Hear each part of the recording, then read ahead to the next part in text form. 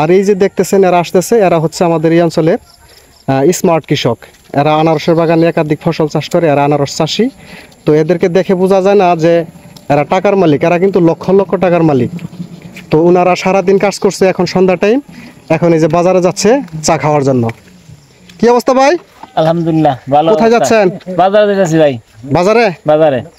তো কোথায় ছিলেন এতক্ষণ? ওই আনারস বাগানে আনারস ভাঙলাম, বেচলাম, আবার আনারস খেতে সার দিলাম। এখন যাইতেছেন এখন বাজারে যাইতেছি চা খাওয়ার জন্য? চা খাওয়ার জন্য। রাত কয়টা পর্যন্ত থাকবেন? 9টা 10টা। 9টা 10টা 30। পরে এসে ঘুমাবেন, আবার সকালে শুরু করে দিবেন। আবার ওই যে আনারস ভাঙানো বেচন লাগবো।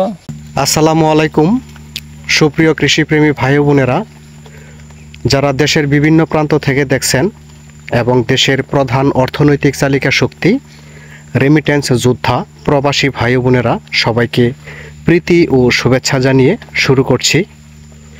বন্ধুরা, আমি এখন অবস্থান করছি টাঙ্গাইলের ঘাটাইল উপজেলার লক্ষিন্দর ইউনিয়নের সিংহচালা গ্রামে। তো আজকে আমাদের এই ঘাটাইল উপজেলার এই সিংহচালা গ্রামের এই পাহাড়ি অঞ্চলের কৃষি চাষাবাদের পরিবেশ আপনাদের সামনে উপস্থাপন করব।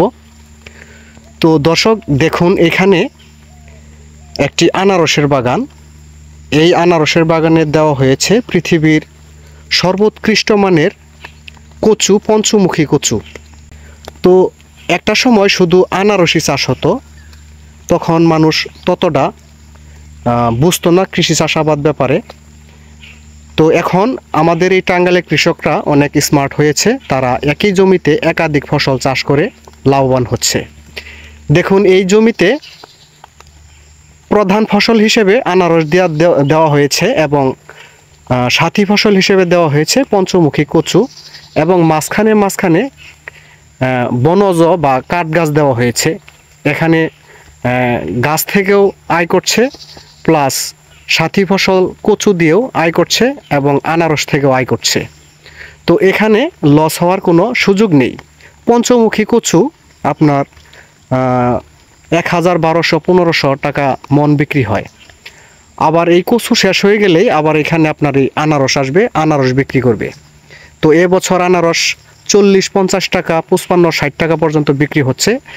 এরপরে আবার 5-7 বছর পরে, 8 বছর বা 10 বছর পরে এই গাছগুলো এক একটা গাছ বিক্রি করবে 10,000, 15,000 টাকায়। আবার এই পাশেই দেখেন, এই রাস্তার এই পাশে এটাও একটি আনারসের বাগান।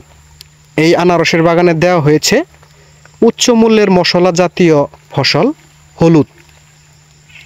তো দেখেন কত সুন্দরভাবে সারি সারিভাবে লাগানো হয়েছে।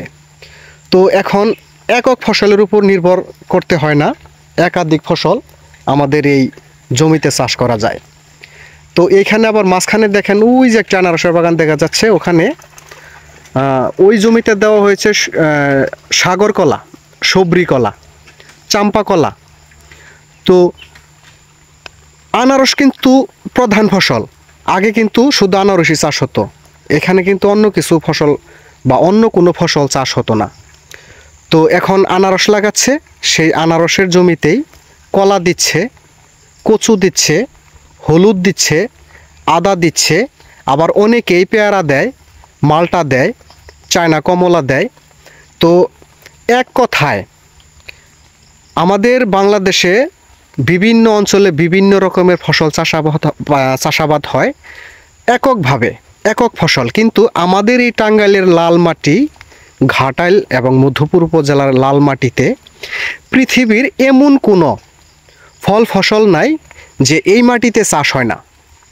তো ভিডিওতেই দেখতে পাচ্ছেন কত সুন্দর ফলন হয়েছে, গাছগুলো দেখেই বুঝতে পারছেন।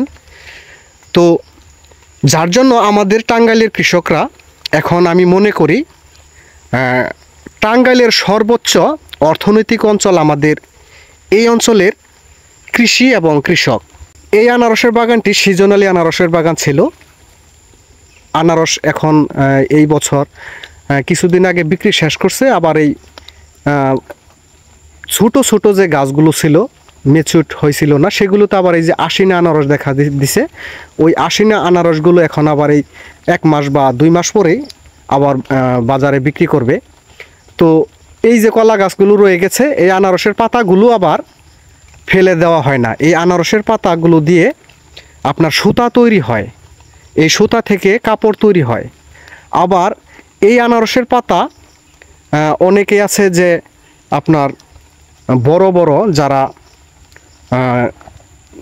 গরুর ফার্ম আছে অথবা পরিবারে 4টা-5টা করে গরু লালন পালন করে, তারা এই আনারসের পাতা কিনে নিয়ে গরুকে খাওয়ায়।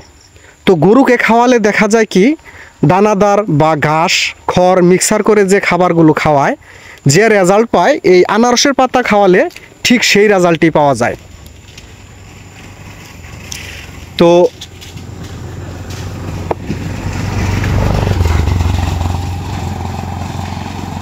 আপনাদের যদি আসলেই কারো ইচ্ছা থাকে যে আপনারা আমাদের এই টাঙ্গাইলের ঘাটাইল মধুপুরে এসে কৃষি প্রজেক্ট করবেন, তো আপনারা করতে পারবেন।